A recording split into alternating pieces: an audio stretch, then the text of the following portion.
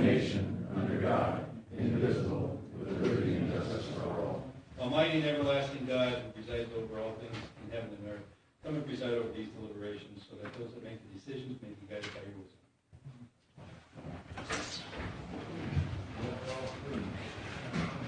Okay, Mr. Velasco. Mr. Brooks. Here. Ms. Gilbert. No, Mr. Merrick. Here. Mr. Barrett. Here. Also in attendance tonight is Controller Darren Snyder, Administrator Fred Baruch, Deputy Administrator, yes.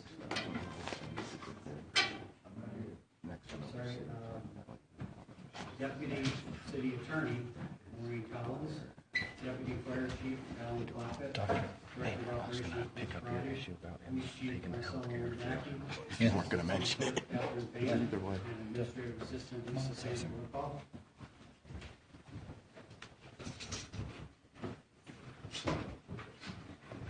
We have one new item and the following explanation. After Tuesday's work session, I discussed with Kathy Payne, Assistant City Clerk, and Jim Henry, City Attorney and Deputy Administrator. We both agreed that probably the best way to handle the language additions requested by the Pennsylvania Liquor Control Board for the resolution passed by Council in December of 2015 relative to approving the intermunicipal liquor license transfer request of Paul's Restaurant is to rescind the original resolution instead of amending it as was proposed at Tuesday's work session. And then write up a new resolution to include the language requested by the LCP. It's much less confusing that way. So to recap, we are rescinding your new item resolution which you have before you. We're rescinding the original resolution passed by council in December, and we've removed the amending reference to the resolution proposed at Tuesday's work session, and have submitted in this place the resolution you now have before you also, which includes the minor additions and language requested by the LCP. I know that's a mouthful, but basically it's much easier and cleaner to do it that way.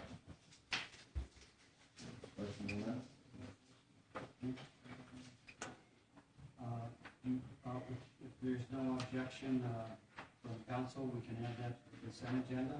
Okay? So we add it to the consent agenda. Right. And the next announcement is that one of the items that was on the consent agenda for resolutions, which is the last one, accepting the recommendations of the mayor for appointments, reappointments to Wilkes Finance Authority, is removed from the consent agenda and will be voted on separately. Does anyone from the public wish to comment on legislation pending before council tonight? Jim, could I talk about the police cars? Police cars, I'm sorry. Yeah. James Zero from 47 Minor Street. I'm speaking on behalf of people in my community. We had a meeting, like I said, we have some people in my neighborhood who don't have computers or things like this. So they asked me to ask some questions about the police cars. They're questioning, has any, how did you come to this? Did you go out to the lowest bidder? Number two, does it have to be brand new cars? Again, you have cars being confiscated. They're brand new by law enforcement. And again, why is it not being done? Has that been thought of? Again, I bring these questions to people in the community.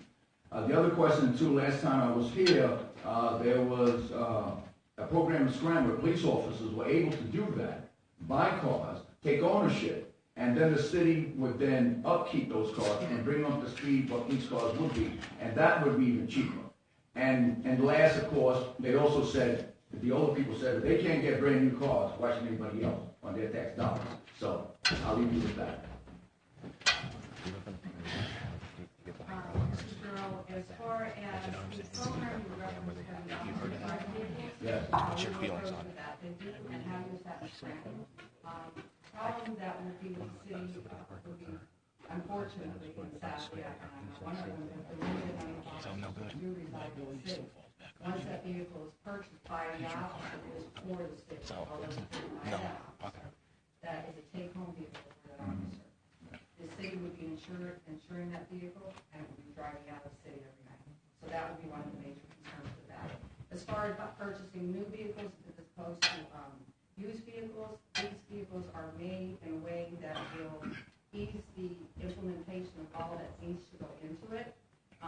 As you can see, as I mentioned, I think you were here Tuesday, with other vehicles, the amount of money we're placing to repair them. They're used a little bit harder than an average vehicle. With the 4-year sector, even after approximately 5 years, they do still have a resale value, much more than the cars that we have this time. Also, with the way that we're purchasing with the new vehicles, the financing is a better option as opposed to finding the money, which we would never be able to have that much money at one time. So again, this would be a comprehensive plan. Starting, it looks like it's big, but hopefully we will be able to maintain it. And I can say as well that I know the supervisors that are over there want to ensure that those vehicles are maintained and the officers take care of them with respect as we're getting into that. I think you have one other thing. Major thing is No, there is. It's through the Coast Guard program. It's the lowest we can get, and like I said, we extensively, very extensively. It will cost us more actually to use cars and implement what's necessary for police. and you're gonna have to do some Okay, stuff with thank that's not. You're gonna have to do some dangerous stuff with the car. Bob Keller. Do me a favor. Bob Keller, I'm sorry. that somebody should be held accountable for the situation with these police cars. Why was this budget? Why weren't we budgeted for cars with this new budget? Well, I've been around the police department since probably the end of 1973. There was always a rotation system. So you were always feeding new cars in, bad cars out. I blame the last chief, Jerry DeSoy. I really do, because there was no leadership in the police station. As I brought out the alcohol parties in his office, alcohol given to police officers, while everybody was around doing all what they were doing, look what happened to our police department. But I think somebody from the previous administration should be held responsible for this. Why did they present a budget? We know now the police department is stuck. But I think what we should do is, if possible, if you have to borrow money or something, get some police cars faster than what they're already predicting. Because I don't know how much longer the police department could go. All we need is a couple accidents and we'll be out of business. But I believe that somebody from the previous administration that worked on this budget, somebody should be held accountable for this. This should have been, it was always a rotation system for police cars, always. Couple brand new ones in, couple old ones out. We're always feeding new cars. Bill, you knew that. I'm sure you do. You were around for a long time. And what happened? Now we're stuck. But I think we should try to get these police cars faster than what they're predicting. We have to try to expedite this. Because, I mean, I know a lot of the police cars are not in good shape. So that's all I can say. Mr. Mayor, if I can, I'd just like to thank Mr. Calabasas for recognizing that. And this would, in fact, be one of those comprehensive programs where we start now, and when the finance payment comes down after the first 3 years, implement bringing in 2 or 3 more cars, and then we will have that rotation. And then at that point, as we did years past, we could reappropriate marked vehicles to the unmarked vehicles for the detectives. Chief, let me ask you, how much money would you need right now to get cars with a couple cars within a month? Well, we will be able to get used cars, have a program from Florida. Well, no used ones. So we don't want used ones. They actually make them and bring them in. So we really couldn't get them much faster. Hopefully we could order them soon, like this week, next week. But I mean, could we right now go somewhere and buy at least 2 or 3 right now? Not like we're looking for now. Is there another way we could go to the governor or somebody for help to say, this is what we're stuck with? And that is one of the problems. There's not many avenues or not much financing for vehicles.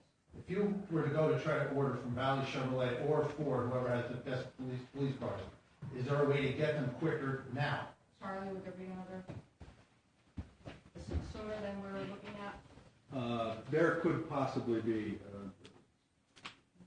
there could be cars that are out there, but they would be purchased from Ford dealers, and then they would have to be outfitted.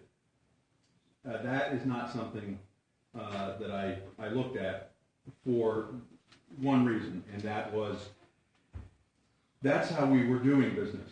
And when you purchase a car from one agency and then take it to another agency, it's not their car, it's not their product. And while there are some aftermarket companies that outfit police cars, it seems to me, through the conversations I've had with other departments and the representatives from Kovach Ford, that the program that they have where they order it, they build it, they deliver it, and they warranty it, seems to be the best program. Now, that delivery schedule of 12 to 14 weeks is worst case.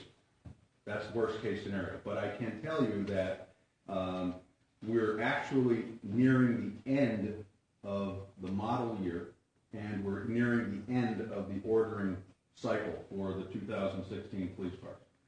So Ford may be able to ship quicker, but that 12 to 14 weeks is the worst case. Longest time. See, I'll just finish on this. See, what I'm saying is there a way right now, if council would be able to take money from somewhere else in the budget or the administration, that we could go right now and get cars like within a month? We'd have to go through the bid process and everything too, so, in other words, they're a Valley AAA or something else. These are CoStar vehicles. Well, could we Lots just, of the CoStar. basically, if we have 4 cruisers total tonight, we're in big trouble. No, we're okay for like right now. Our head is above water, but it won't be if we don't do something. All right, thank you. Thank Thank you. Anyone else on pending legislation? No.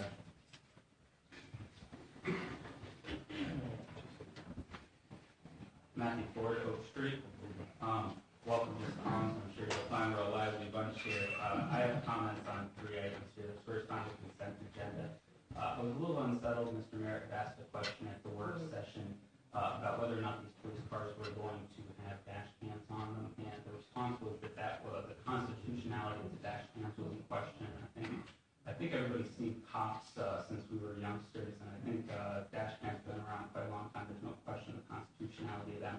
Obviously, with body cameras, there is still some, but I saw that the council was presented with a range of options, and I would ask that if we are going to purchase vehicles, and it seems like a fiscally sound plan that's being presented here, could we please at least get those dash cams? Because I think we owe it to the citizens to have those honest interactions with police, and obviously recording those interactions makes that will really facilitate that. Number 2, and I saw it was just taken off the consent agenda, so there must be some opposition on council, and hopefully enough. With the appointments and recommendations for the finance authority, I think it's kind of comical that it was even presented the last 2 names of Mr. Henry and Mr. George. So Mr. Henry came up here and said that it was they needed to present these exact names because it was so difficult to find willing citizens who would serve on these boards. However, we even had a willing citizen who was sitting on that board who had a decade of experience, and she was removed from the board just recently. It was in the newspapers. Ms. School, who was a former assistant deputy administrator. And Mr. Henry, when asked about the very recommendation he was trying to recommend himself for, when asked what the board did, he said, "I don't know." So again, it seems a bit odd that you would recommend yourself to a board when you don't know what that board does. Regards to Mr. George, I just want to read some quotes he has made in the newspaper. I've made some mistakes. I was a juggler trying to juggle 20 balls and they started hitting me in the head. I wasn't an accountant, I shouldn't try to be. My problem was I kept poor records. My focus was on winning the election. I kind of neglected the finance report. Now, if this gentleman is already having a very difficult time with a stressful budget with the city, is it really in our best interest to add additional responsibilities to his plate? Because as we see, when he's focused on one thing, he neglects another, and I sure would love to see him focused on taking care of the city that he's entrusted with. The third item that I had was regarding the ordinance, and if I'm reading it correctly, basically decriminalization of drug paraphernalia, replacing with $300 fine, and I think that it's a grand idea. It does make a lot of sense. It allows our officers to concentrate on more serious crimes. However, with that, I kind of noticed, that, obviously you're not going to decriminalize all substances, but many cities around the country and here in the state of Pennsylvania have decriminalized possession of marijuana. And I think if you're going to say that, we're just going to find somebody for having a pipe, it still leaves the option for them being prosecuted for the marijuana within the pipe and kind of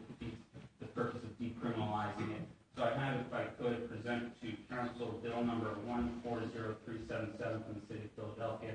Basically, their decriminalization of marijuana, they replaced with, I think, $100 fine. Obviously the amount is nominal there, doesn't really matter, but I would encourage council, if you are going to pass this ordinance, to pass a corresponding one for possession of marijuana as well. I think that it's very progressive, and I think that it would do the city a lot of justice. So if I may submit this to Ms. Collins. Thank you. Thank you very much. Anyone else on pending legislation?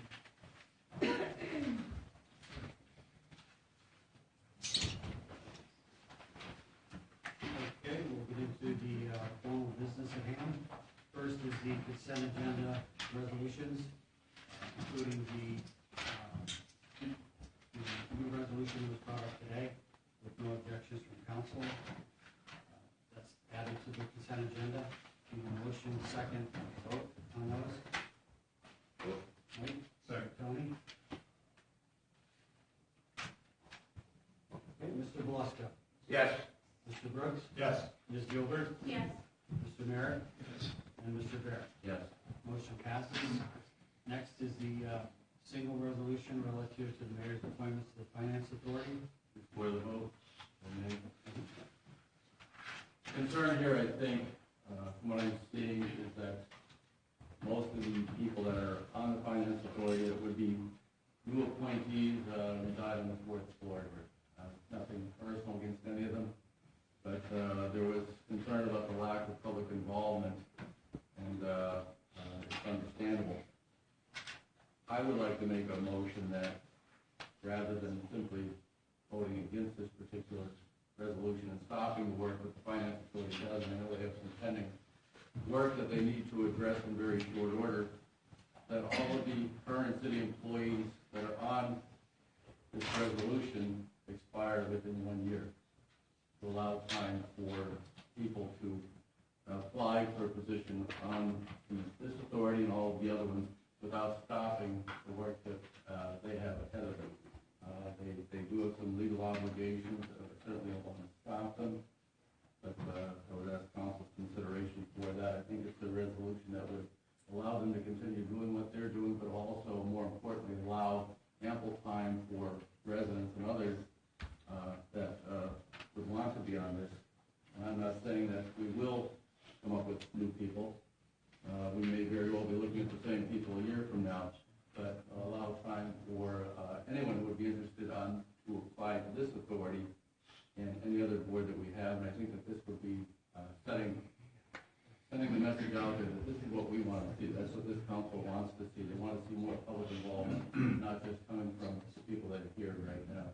So I'm going to make a motion that First of all, as has been the case in the past, whenever an amendment such as yours is proposed, first it has to be brought before the council with a motion and a second. Then you have already stated the amendment you want to make. There has to be a motion and a second on your amendment. Then a vote on the amendment. And then a vote on the resolution as amended. Two votes. Okay. Well, the chairman, Barrett, I think it's a great idea. It will not slow anything down and give the opportunity for people to come forward for the future. So the only one whose term is going to remain 2 years is Bernie Mangerhausen, which is fine. He's not employed. Everybody else's term will expire in 1 year. And I'll second your motion. Thank you. So that would mean 6 people this time next year could be replaced by the mayor on that board. with the advice and consent, right? Advice and consent. Okay. The work that is at hand that this authority does, what is like our next major deadline? I know they decided to agree with me. As Mr. Henry requested, he asked at the work session, when does the finance authority meet quarterly? And he said, no.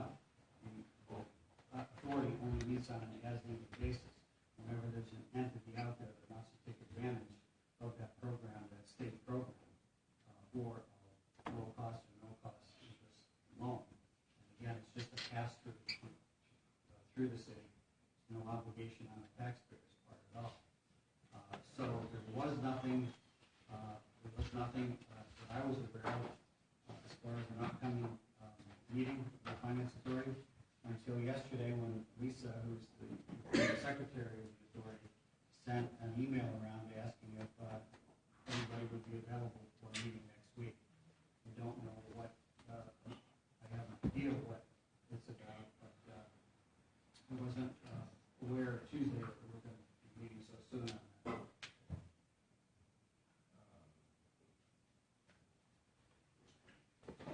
That was my concern that I brought up at the work session, that the public doesn't have an opportunity to know that these exist. And of course, perception will be that it's such an insider game around here, that it's obviously. I'm sorry. Interrupted. They don't know that the meeting exists? No, that these authorities exist, boards and committees. Gotcha. And one suggestion I think that we could be helpful that we get the input of the public is all the current authorities, boards, and committees that we have, those members with their terms ending can be public on our website, that everyone knows that what's coming up, and there could be an application online for citizens to put their room consideration if it matches to what they're looking for. The county's already does this, and I think it would be a great model for us to use. Applications for people who want to be involved in these authorities and committees. So with that, I would agree to the amendment. Further discussion? Okay, so then we're going to have a motion and a second on the original resolution as proposed, and then a motion and a second and a vote on the amendment proposed by Chairman Barrett, and then a vote on the resolution as amended. Got it. We get that written down. Got it. All right, so we have a resolution before us as it stands. What you want to say is, Motion and a second on that. but you're getting benefits Take a motion. and that person full-time. And how about all the other people that work for years for the city, working garbage, cleaning the streets, that work for years to wait to get hired? Why aren't they getting the benefits? Velasco and Bill Barrett. Okay. So now, Bill, you have made the proposal for the amendment. You're making a motion on that amendment that you proposed it. The second on it, and vote. Second that. Okay, so Bill's proposing it, Mike, you're seconding it?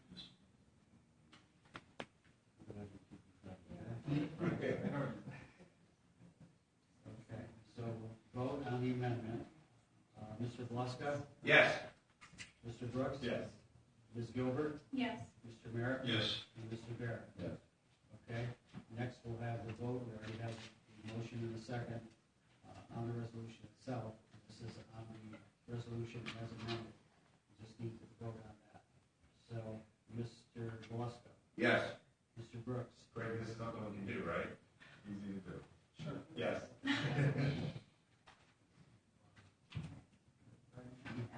Keep your vote. Bill, do you want to put?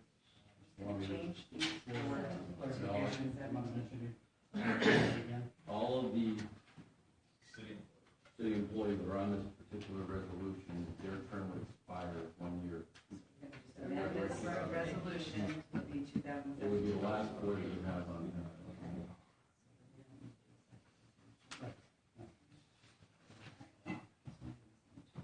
Okay, so we have Mr. Blusco and Mr. Brooks voting yea.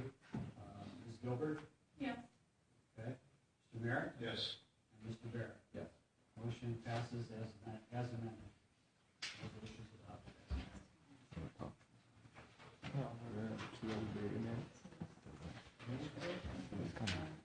on.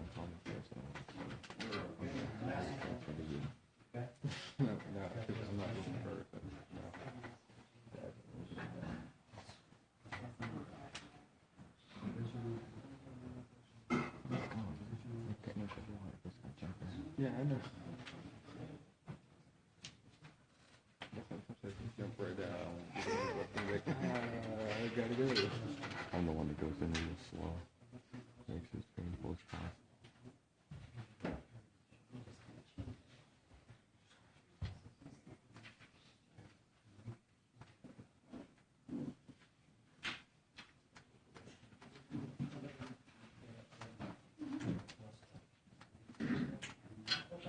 We'll get this clear with this.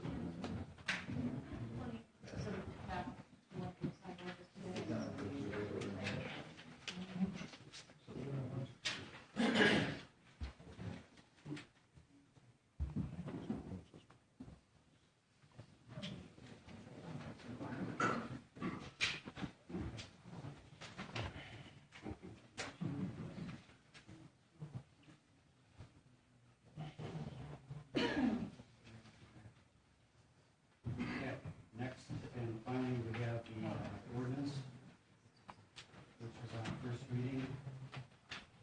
That is related to the drug paraphernalia. Motion, second, and vote. Nerd. Second on that? Second.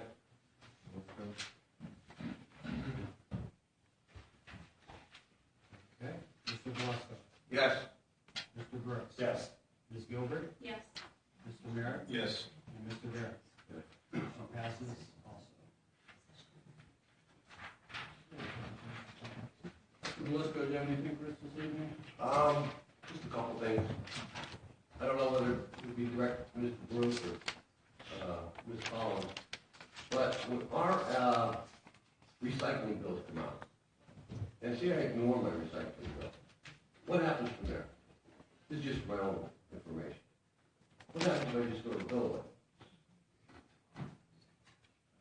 I don't know if you want to, we're working on that. Yeah, no, we're working on that right now. We have a third-party agency that goes after it.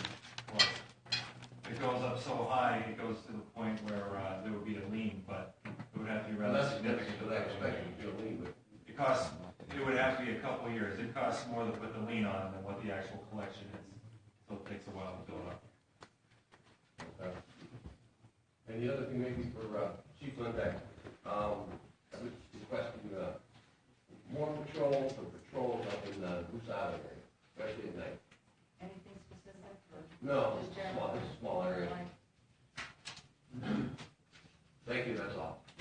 Mr. Brooks? Yeah, I have a few things. I'm really happy about what I perceive to be as a compromise in these appointments that the mayor makes and is willing to listen and have a solution that people be involved. So now it leaves it up to you out there who wants to be on the Wilkes-Barre Finance Authority or any of the board and committees this time moving forward. Please let us know. I think certainly there are people out there, about 150 people springing up on a monthly basis with these new neighborhood groups. So maybe there's someone in those groups that could be helpful to the city as well. I just want to recognize and thank Matt Engel, who does the parking enforcement, for helping Rolling Mill in a problem that we have on Hazel Street and resident associations on top of that. And I just have another suggestion about paying parking tickets. I got a parking ticket the other day and immediately left town at 5 in the morning the next day and couldn't possibly pay it. So I called the city and of course I can't pay my credit card. So I'm stuck. So I saw Scranton has one, Danville has one. Looks like an outside vendor is called United Public Safety. It's online. That would just be, I think, a great asset to collecting money. Because the only way we can deal with the budget is cutting expenses and raising revenues, but not the taxation. That's all. And we plan on going on one in the very near future. We put an RFP out already, and we were going through the vendors. We had one selected. It didn't work out. We're looking at a different. Do you know about this one? The one that Scranton uses? United Public Safety. They do like hospital parking lots. Respond about it. Brett Kitcher, our finance officer, is working on that right now. That'd be great. Thank you. And you brought up an interesting point earlier about the boards and authorities being listed on the city's website. I think that's an excellent idea. I don't know if that's all. I just sent an email to Teller IT director to put them all on the website. We do need to determine what kind of application process, or maybe Luzerne County might have an application that we could sort of mirror. But yeah, we're working on it as we speak. And the process as to how to apply, who to contact, whether it's one of us or. I think council chair would be great. You do. All right. Wonderful, thank you. All right, Ms. Gilbert? Yeah, just a couple of things. The first thing, I remember a resident at the last meeting, she brought up about the quality of life ordinance that Scranton has. I looked into it a little bit further. I heard of it before, but I never looked into it in detail. And I think that would be really great for the city to institute. I was wondering if maybe Mr. Henry and you two, Ms. Collins, if you want to look into that, the legality of it, just to make sure that it's all down for us to put into place. I think it would be really helpful for the city, and it would definitely help us increase revenue. South Empire Street. I've gotten a lot of complaints about trucks speeding down the street. I'm not sure if you could notify parking enforcement about that, or the police if they could just patrol the area a little bit more down there. From my understanding, there are trucks from Solomon's, and they're not supposed to be even using that street because there is a bridge that was built for them to use. So I'm not sure if you could look into that. That would be helpful. And that's it. Mr. Barrett, I can add something. Just today at the traffic committee meeting, I did request, I'm having a problem getting the funds. I'm looking to get scales for officers that are certified in weights and measures and truck inspections. And from what I understand, violation of that sort can be very high. That the fine will be paid by the city. And I have people ready to go, but I really need the funds to purchase weights for the weights and measure officers. What is the set of scales cost? I believe an average one is, or one set is 4,000, and they would request 2 sets. But from what I understand, one fine can exceed that amount. Okay. Thank you. And just on that, Beth, I know the mayor did meet with the woman who spoke at the last council meeting. I'm just not sure the update. I don't know, Chief, you were in that meeting?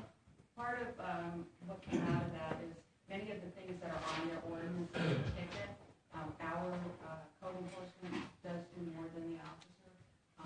And if they were to do something like that, it would probably be more code. One of our officers mentioned we had someone assigned with us as well, if we were able to increase that employment area, that would be able to go in when we do the doors, and then they would be able to see while they're in there, violation.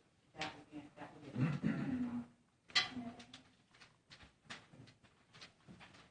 Mayor? Just one quick thank you to Bush and DPW for the rather prompt removal of a tree that blew out and stuck around last night. Got it up and out in hours time. So, thanks. That's all. So we're talking about ordinances before, traffic ordinances. I was on Spring Street today, and Spring and Monday, and Spring and Scott. I saw 2 separate vehicles cut through those lots to avoid the traffic. You've probably seen people do that. We passed an ordinance about 6, 7 years ago. I don't know how much it's used. When I see people do that, endangering people that are using these private parking lots and everyone else, I think that we could just remind the patrols that ordinance, or maybe give them a copy for their reference so that they have it. It's very common in certain areas, especially up in that area. It's very easy for some people to cut through a parking lot, and somebody's backing up a parking space or an employee there. So just remind them of that. That would be great. Okay. Council, Mr. Giroux. James Giroux, 47 Minor Street. As I said at the beginning of the year, that I would quote Dr. King until Dr. King becomes a national holiday. But to start, again, before I start it off, I want to thank Greg. We've been on the phone a great deal about this, and for the first time after all these years, I've really seen movement in City Hall doing it in the past administration. So I want to thank you. I want to thank the rank and file that I reached out to. And for the first time, it seems that a maybe a possible Dr. King will be a possibility. That's what happens when people start talking to each other instead of just yelling what I want. That is a big difference. So I want to thank City Hall and the people who did that. So I'm going to quote Dr. King. We must develop and maintain the capability to forgive. He who is deprived of the power to forgive is devoid of the power to love. There is some good in the worst of us and some evil in the best of us. When we discover this, we are less prone to hate our enemies. More than ever before, I think that the issue of Dr. King has to be welcomed. As you can see, that the election has made race a very ugly and disgusting issue. And I think this, if anything, will bring our community much together. Because down the road, when these discussions start taking its effect on people's lives, it will ease the pain known that we as a community can come as one. That being noted on this day, being Black History Month, on this day, February 25th, 1870, Minister Hiram Rose Rivas became the first African American to be elected to the U.S. Senate and Congress. Thank you. Thank you, sir. John Zahowski? Could I get put down to the bottom of the list? I want to hear what this gentleman and his daughter have to say about their situation first. Okay. Paul Guerin?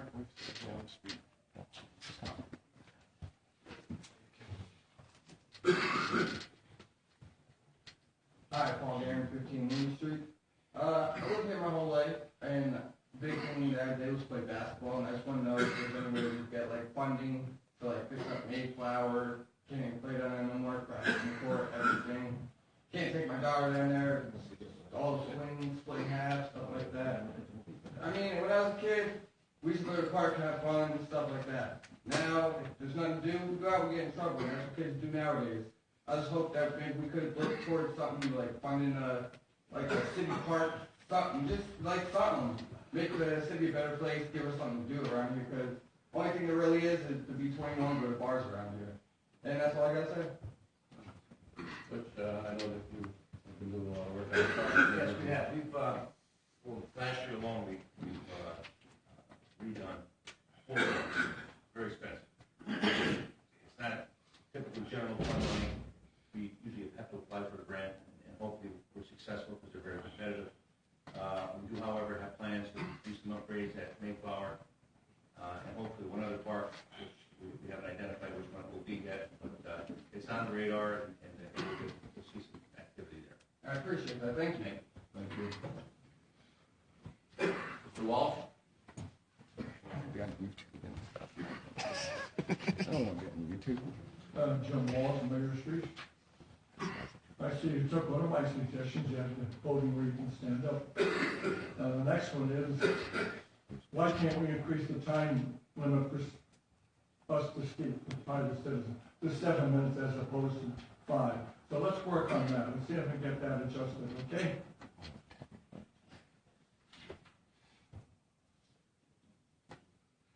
I feel restricted and denied of my constitutional rights when I want to ask a council member or anybody, the mayor or whoever, a question, and I'm told you have to address the whole council.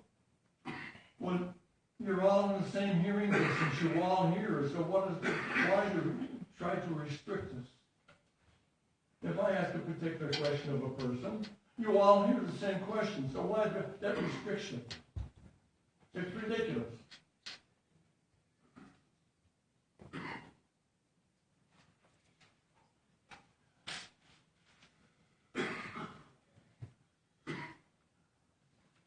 Mayor George isn't here, so I can't address him, but I'm still concerned, and you all know the passion I have for our nation's flag. And when I took a trip in the other day to look in the office, and that desecrated flag is still displayed in the mayor's office. A desecrated American flag does not belong in the highest office of the city of Wilkes-Barre. That's a slap in the face to all those who sacrificed to protect that flag. And when I see it there, it turns my blood boils. It doesn't belong there. Yes, those people died, and we grieve for them. So did all those veterans die, and we grieve for them. But you don't have to put their names on. The flag in and of itself creates all the glory and honor necessary. So why it is changing? And the sad part about it is we don't have men in our Congress with the guts, and I use that word guts, to adopt a flag amendment to protecting our flag. That's shameful. And then we see communities like Wilkes-Barre and others copying desecration of our flag by the displaying of it, and then having that feeling field program over there in Kirby Park 11 years ago with desecrated flags. That's shameful. I've always maintained that these small community councils and what have you, this is the basic training.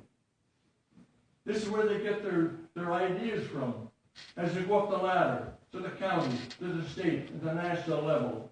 And you know where we are on the national level today. Our armed forces are being depleted and reduced, and yet there's threats all around us.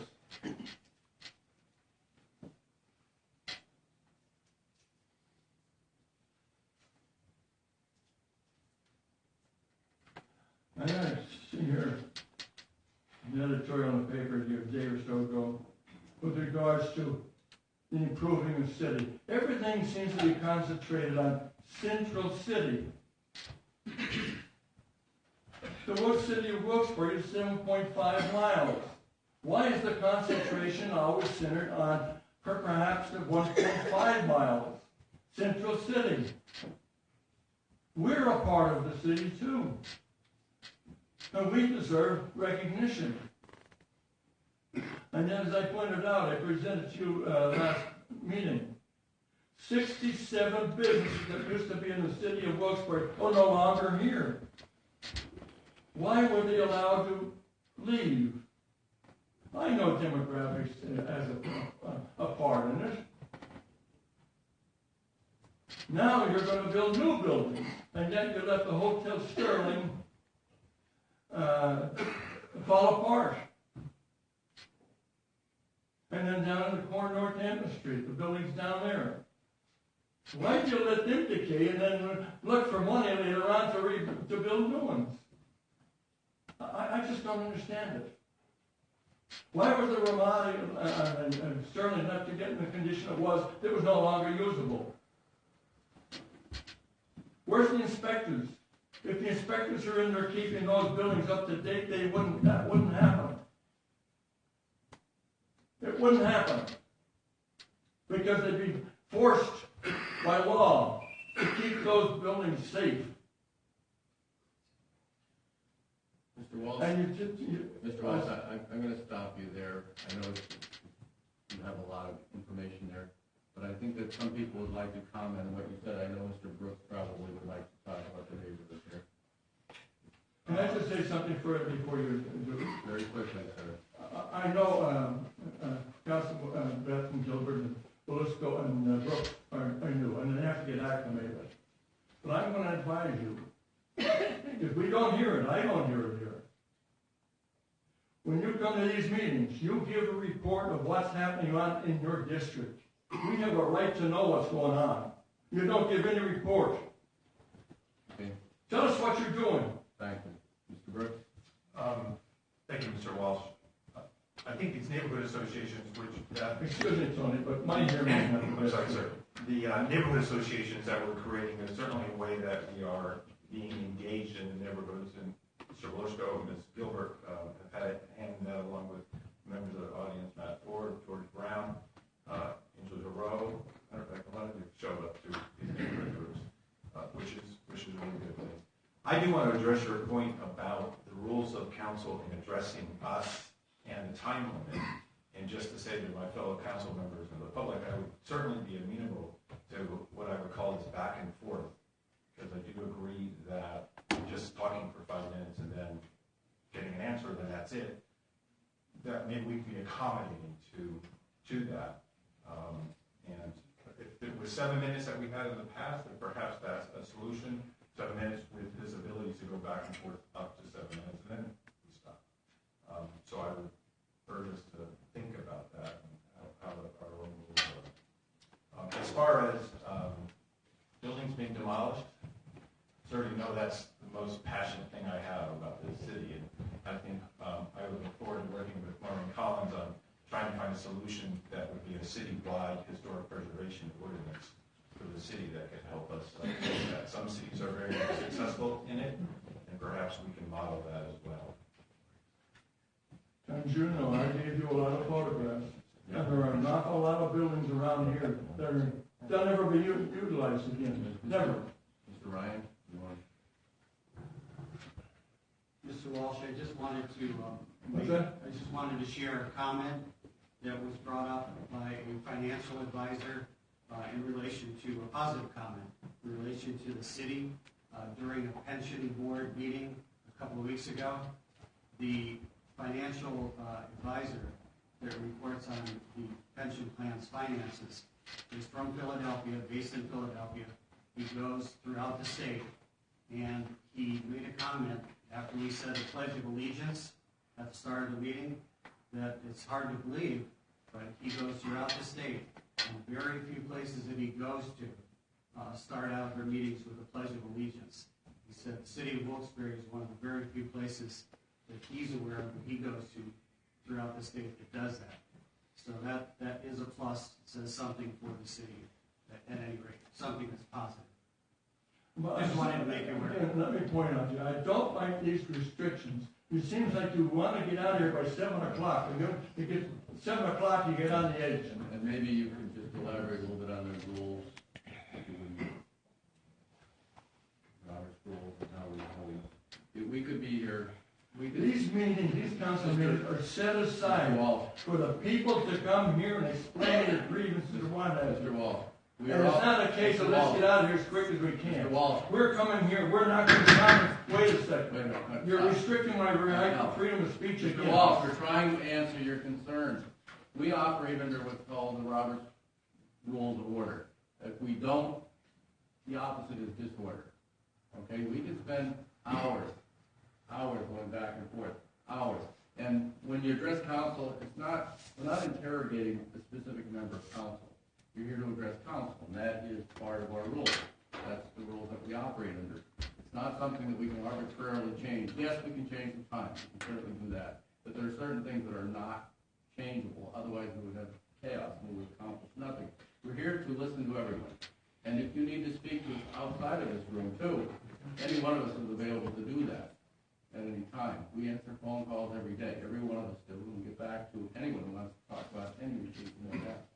A private phone call shouldn't be necessary. They should be ironed out here. We welcome that. This is where they belong. That's why you would have these meetings. Don't bring it into a private discussion. That's not fair. All right. Thank you, sir. Appreciate it. Matthew Ford.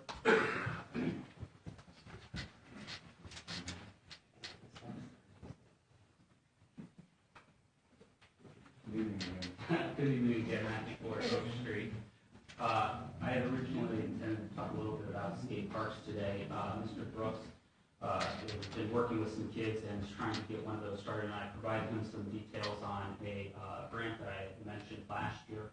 Student Tony Hawk Foundation, private organization, the city would be eligible from what we're looking at, but he has the preliminary paperwork, and I think it'd be wise to investigate this. There does seem to be a lot of kids interested in that activity around the city.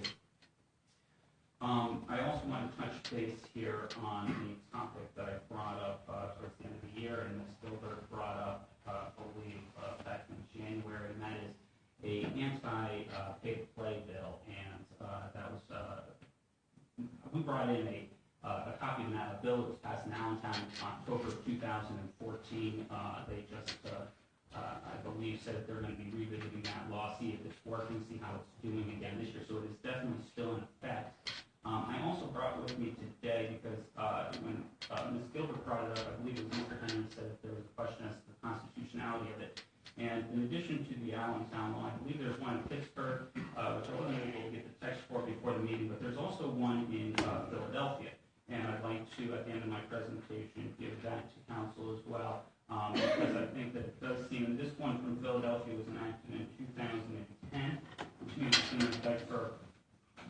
years now. It certainly seems like other communities are doing this and are having some successes with it. Obviously, they're not perfect bills, no bill ever is, but I think it's a step in the right direction, and states clearly that that's not the type of environment that Wilkes-Barre politics operates in. And then one last thing that I didn't expect to talk about, actually, Chickadee, if I'm saying that correctly, are here again. And I believe this is their 4th or 5th time here, and they have provided overwhelming evidence of what they see outside their home on a regular basis, and have given extraordinary amounts of evidence to the police department to act on. And I take it because they're here again that hasn't happened. And I'd like to mention the whole promise that the mayor made to us that he was going to have the department heads here. Now, Ms. Landacki was here, and it sure would be nice if the Chickadees could ask the chief of police directly about this matter. And obviously, she's an important person, so perhaps an emergency came up. But I have 2 questions, and if the answer to both of those is no, I'd like to spend my remaining 2 minutes here in complete silence and discuss at the fact that they can't have their questions answered after this many times. But was there a police emergency that she had to leave, and will she be back to address their concerns tonight? In response to that, I can tell you that I spoke to the chief earlier today. She did tell me that she had a meeting to go to at 7 p.m. She asked her to get an item on the agenda that she was very concerned about, and that the detective and the other officer would be here for any questions or concerns. But she did tell me as early as this morning that she did have a meeting at 7 o'clock, and would remind if she was excused for that subsequent to the ordinance or the resolution that she got on the agenda. So, but I am very concerned to hear what is going on in South River Street, the issues that are going on there. So. We certainly know you are, and obviously the council's limited, and I just wish that maybe they had the opportunity to go first if she was having to leave early. And that's all I have. I'm sure Detective Casey and the officer in the back, Sergeant Mike Hackman, they should have that taken care of. Thank you. I just have one quick comment, just generally. I know the mayor said that all the department heads would be present at the council meeting. At the first meeting, they were all here. Second meeting, there were a little bit fewer. Now there's not really any. Is there anything that we can do to have a conversation with the mayor to make sure that there are some department heads here to speak to? Especially since the mayor isn't going to be here and stuff. I think that's becoming an issue rather quickly. Yeah, I mean, the people here in this back behind can answer the majority of the questions. Obviously, we can't answer the specific police questions. And really, the mayor, what he said to us was he wanted people at the meetings, if there was stuff on the agenda, specific to their department. And I know it's not a perfect situation, especially with these meetings being the evening and they work 9 to 5 also. So sometimes they all can't be here. And then there's also the overtime issue we have with employees who are not department heads. So it is not a perfect situation. We try and accommodate as much as we can, and hopefully we can answer whatever questions arise. So, may I submit this for Ms. Collins? I think Attorney Henry was looking at that on the state of play, and I think it's an excellent idea. I think we'll get support, and he was looking at the legality. Certainly, I think he created the file. Excellent, thanks. Okay. Mr. Kalabowski. I'll try to be short.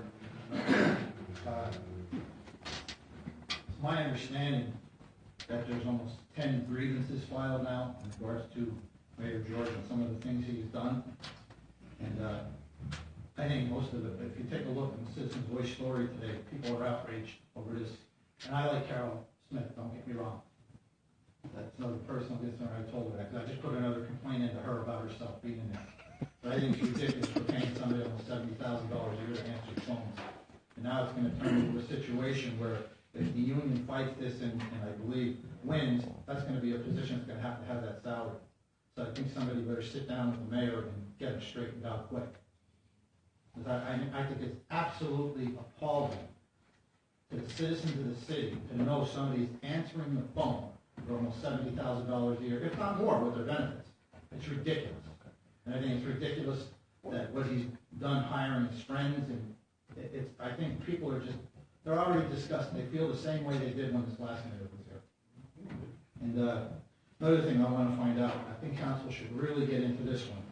I want you to ask somebody in this administration if they're trying to get rid of Butch Ferrari to make room for Mr. McGrory to come back.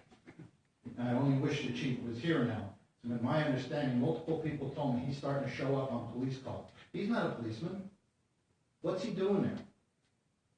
What's he doing there? He's a little menace. He already thinks he's running the city. But I want somebody to look into it, because if they're going to oust Butch and put him in, because I understand McGrory's pension is vested with the state. I understand his pension is vested. And they're getting ready to try and everything they can do now to get rid of Butch, so they can make room for him for the operations manager. He let us $10 million in debt. Remember his famous statement with Butch, with Bruce Phillips? Hey, Bruce Phillips, you got the sharp tool, shut up, stand up, get to back, sue us if you want, sue us. How many $1 million did Bruce Phillips get in settlements? We don't need him around. And also, when the mayor said he shouldn't be telling people what to do, I want somebody to look into it. McGrory was supposedly up there with John Udicek, Joe Udicek, and Tony George. What's McGrory doing there? I don't want him up there. And I don't want Ron Trimble up there either. He don't work for the city no more. What happens if Ron Trimble gets run over by a payload? Or if he gets hurt? He doesn't work for the city no more. I think I want him banned out of there. And I want McGrory banned out of the public works. What happens if McGrory, you know how he is, like a little weasel. What happens if he gets under the hood of a piece of equipment, hiding, seeing what's going on, gets sucked into the fan? He'll end up suing us. I want something done. I don't want him on city property. Especially go up there, he's creating a hostile work environment. He has no business up there telling anybody what to do or criticizing anybody. He doesn't, he's nothing to do with the city. Nothing. And I don't want him up there. I want somebody to write a letter to him to tell him to stay out of here. He has business in this building, no problem. What business does he have up there? The mayor said he has supplies up there. I want to know what he was doing at this meeting with Joe Udicek and his son, and Tony George. He shouldn't be up there. I don't want him back here. If I had known what was going to transpire here with what we see happening, I would have never allowed this to happen. I don't think any of the people that supported Tony George would let it. It's almost a mockery. So I want you to do this. I want you to find out what they're trying to do to Butch. I want to know if they're trying to get rid of him, to put that nitwit in him. I want to see what you want to do about Carol Smith. Is there anybody that's smart enough to buy an answering machine? Is she that busy? It's not like she's working for the Nuclear Regulatory Commission. No nuclear leaks around. What's she doing there? All that money.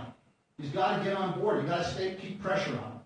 And another thing I want to do is, and I don't mean that it's nothing personal, but it irks me so much when the administration heads sit down. This podium should be back there, and we should be sitting down up here, or get another podium. And it's nothing against Greg or anybody else. I think it's ignorant and disrespectful that they sit there. They're not kings. They work for us. How hard is it to stand up and introduce yourself? A lot of people might not know who they are. But to sit there like they own this place. This is our town, not theirs. So to finish, I want Trimble kicked out of the public works. I don't want him up there no more. I don't, and Mr. Walsh got a few extra seconds. I want McGrory banned from up there. I don't want him, anytime he shows up at police calls and interferes with the police, I think the police should make a report out of him. At least when I show up, I help. And I try not to get too involved. Last night, my concern was, there was an officer, I thought he was an off-duty Wilkes-Barre officer. I immediately called the police station and said, hey, is one of your officers in trouble down in Hanover Township? Found a suspect. But luckily he was on duty and they did have help and the guy was apprehended. So I think you should take a look into that, and anymore, when these people address the citizens, they should stand up. And also, how about putting a water cooler in too, because we have nowhere to get a drink. I like your idea about another podium.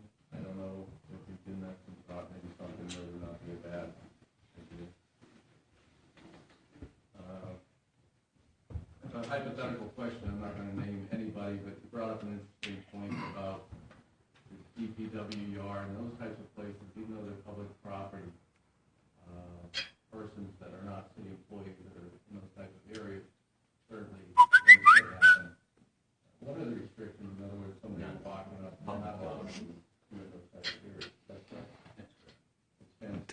Are there signs there? I have to double check, Councilman, but I believe there are signs there that suggest So you come to the office and register. If there are, probably would be a good idea too. And it is a good point, I mean, so that somebody could get hurt going to a fire station and wandering around the page there or whatever. And he's down McGrory's down there all the time too. So, I mean, maybe ask the, now that we have an attorney's office with two brains, maybe just ask her what the liability is if somebody gets hurt. I think if you brought up a good point, we'll check into it, Bob, and we'll see what can be done about that. Anybody else? A quick question for Rick. Are we working on hiring another rental inspector?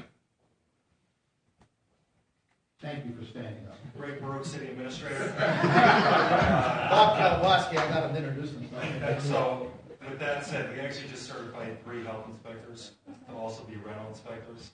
So they're going to be doing dual duties. Okay, I just wanted that. Okay, thank you. On that, what are the qualifications for a rental inspector as compared to a health inspector? There's a course you have to go through that's offered by the state. So it's a certification program. And they go through that before they go Correct. out to the rental. It was around an 8-hour course they took in order for them to receive the certification. That's all it is. Okay. That would have been more than that. Thank you. Okay, thank you. John, Kelly?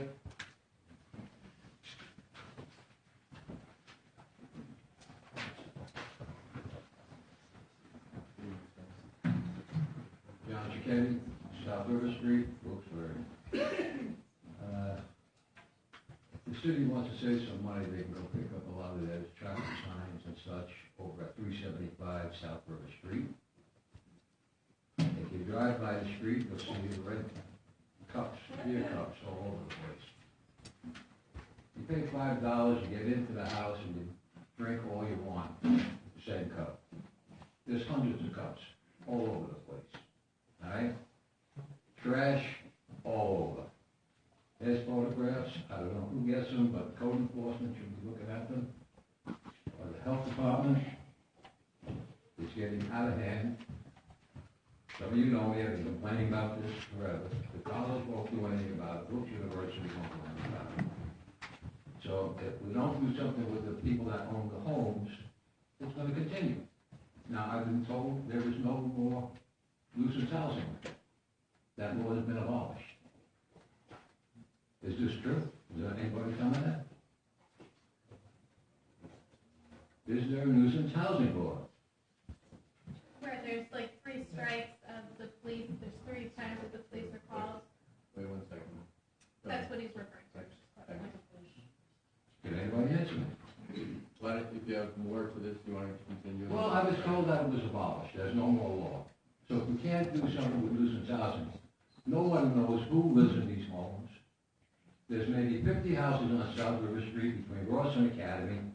7 are privately owned. The others are all student housing. Can't count on the university to control these kids. Cannot count on them because they're not going to badmouth themselves. The police come by, no names are ever taken, there are no citations issued. Now, if we can't control the houses, then the kids are footloose, free, happy. This weekend, 3 o'clock in the morning, fireworks. 250 kids at least crowding the sidewalks. Cars can't pass. Now, you got the signs over there, and, you know, I expect nothing, so I won't be disappointed with any of these. I heard there was going to be police officers patrolling at night, on weekends or whatever. Someone tell me when our mayor is going to institute law and order, okay? I got nothing else to say. Sure, address that? No, I don't address it. No. Thank you, John, for coming. Went and met with John and his daughter-in-law at their house. This is what I mentioned on Tuesday, how with perfect weather and a local college rivalry in basketball created a combination for a just awful time on South Main Street or South River Street. I'm so sorry that you keep coming here, and we have to figure out a solution for these people. This is horrible, and is it citations and police reports that they can do to arrest the underage drinking that goes on in these places, or just tolerating it. But these people deserve answers. I have a few connections. I have a few connections at Wilkes University. I'm not sure how good it'll do us, but I can reach out to them and see if they know the route to take, even if it's university involvement, see if they can implement some sort of measure to help with this, because I mean this is just unacceptable at this point. It's that I would be I can't even think of the word, because I would be so mad if I had to live next to that. And I think it's ridiculous that you have been coming here for months and there hasn't been any solution for you. Nothing. Yeah, so I'll look into that for you on the university end and see what we can do that way. I agree, but Mr. Cicchetti and his daughter-in-law have been more than patient. And we care what happens, John, we really do. We can't tell the police to go down there and write tickets, but I really wish Chief Lindacki would get down there, sweep the area, and write tickets. And that's the only way this problem's going to stop. These kids ignore a police presence. What are you going to do? I mean, we have similar problems, officer, up on Main Street. You know that. Yep. Okay, and it's all fun and games, and as long as nobody's getting a ticket, it keeps going on and making your life a living hell. So I would ask Chief Lindacki to please go ahead and get stronger on these people. And if it doesn't work there, let's get the housing inspectors and see what's wrong with the properties. Then if they want to come to the table and talk, everybody's life's a little better, because right now it's just a free-for-all. That's all, Mr. Mayor. And we did discuss this to some extent on Tuesday, and we talked about alternative methods of controlling that area. And I think we really need, it's time for some serious action there. In the warmer weather, and it's gone on way too long, and I think we have to send a very strong message to people that are living down that area, and probably a lot of them don't even live down there. They just come there because, as you said, $5 and get comfortable all day long. And obviously, there's some other violations there as well. And somebody owns $375, and that person needs to be able to come and whatever they should do there. And again, our apologies. I feel horrible here. A lot of these property owners won't live in the area. They're going to be very equal. But they are still responsible. We're supposed to have a building manager. There's no building managers. Nobody knows who lives in these homes. Samantha?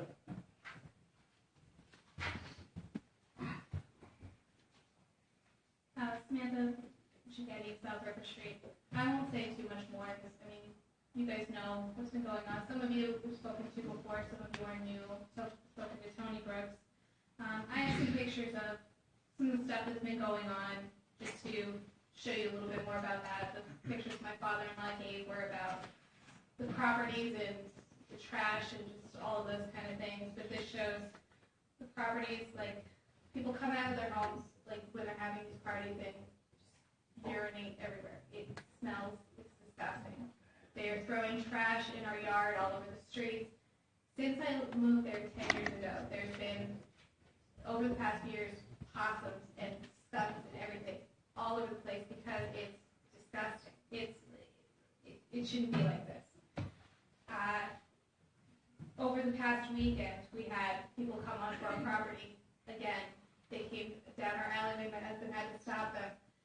We didn't know at the time because we called the police a half an hour earlier and they never came, or so we thought. When we look back on our security video, the police drove by and didn't stop. It was as the people were walking up our alleyway. You could see the police in the picture. The police are right here. The people are walking down the alley at exactly the same time. If we call the police, why aren't they coming? Why aren't they responding? Like, it was us that called, so you would think if they saw a group of people out in front of our property, they would at least stop and look, and they would have been there. My husband had to tell the people just go. Like, we had to let them go, even though they were trespassing, because what are we supposed to do? The cops never came. The party over the weekend, this past weekend, went for over 12 hours. They started at 12 o'clock on Friday night, and it continued through the next morning. The police finally came at 2:30 in the afternoon on Saturday. And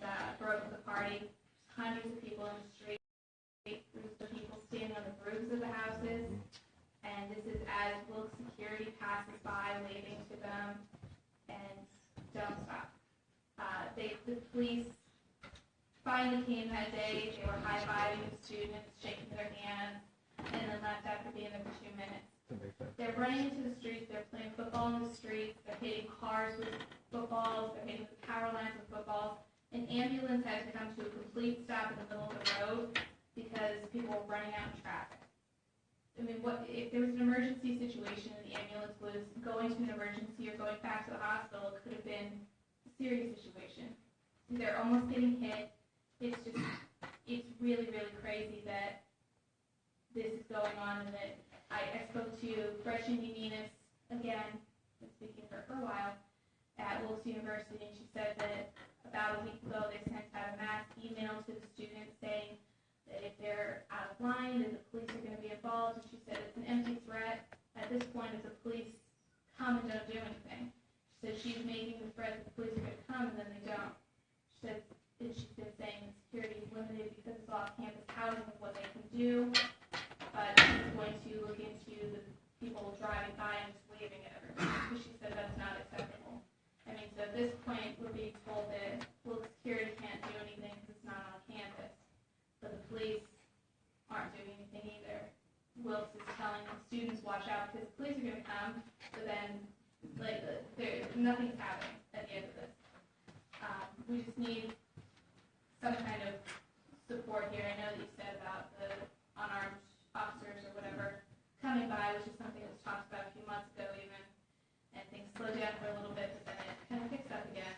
And it's something that, because it's off-campus housing for a university, the students are going to keep changing, and they're seniors now, they're going to graduate, new kids are going to come in, and it's going to be a problem again. So it just needs to be something that's constant presence down there, and everybody kind of needs to be on the same page, because we can't, nothing can get done if we don't have the support of the police or the university or somebody doing something here. The kids think it's a joke, and they've seen the cops come and not do anything, so it doesn't make any difference. Good information. But I have the pictures here if you want. These are different pictures of just hundreds and hundreds of people.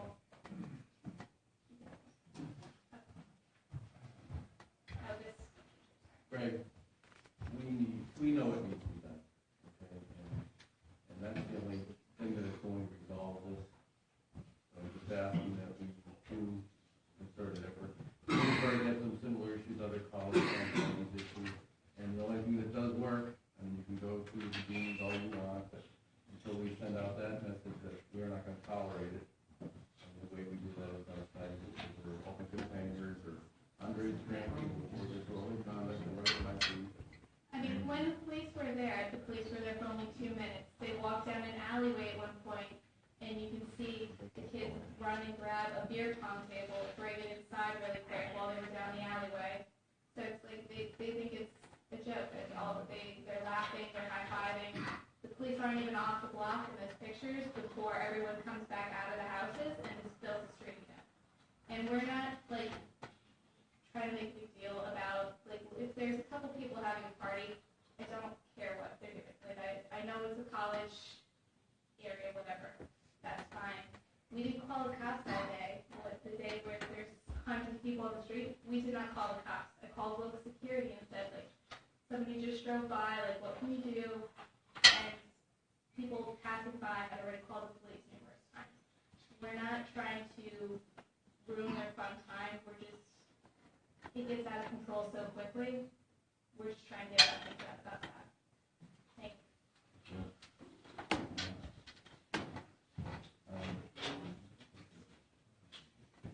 Thank you. John Sahowski? David Palat. John Sosky, Almond Lane.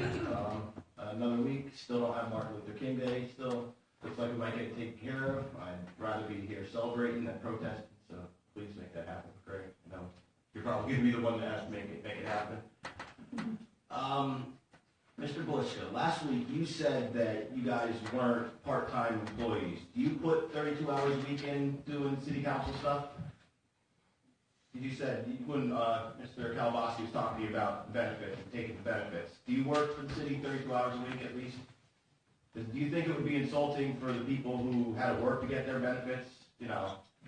to get their, they had to work their way up to get their benefits, and you just walked in and got your benefits. And you're at the place in your life where you don't need the city benefits. You have your own business. You don't need to take from the city. Like Mr. Brown didn't take his benefits from the city because you could afford your own benefits. You're in that kind of position where you're a businessman.